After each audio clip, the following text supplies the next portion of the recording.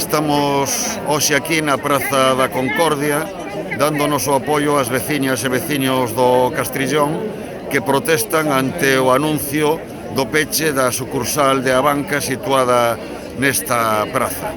Eu creo que é importante lembrar que estamos falando dunha entidade que foi saneada con recursos públicos, nada máis e nada menos que máis de 8.000 millóns de euros para saneala con diñeiro de todos.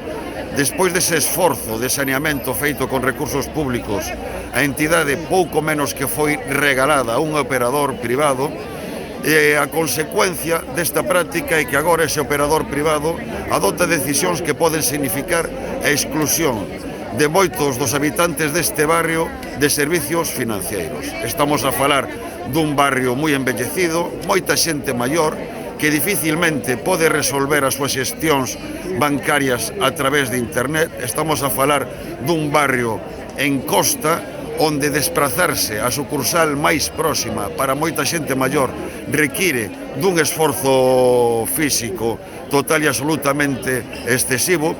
Polo tanto, é imprescindible que a banca corrixa esa política, e para iso é importante que os veciños e veciñas exerzan a presión social, é importante tamén presión política. Por iso o Bloque Nacionalista Galego comprométese a levar esta demanda ao vindeiro pleno do Concello da Coruña para demandar do Goberno municipal que inicie cantas xestións e accións sexan necesarias ante a banca para que reconsidere esta decisión.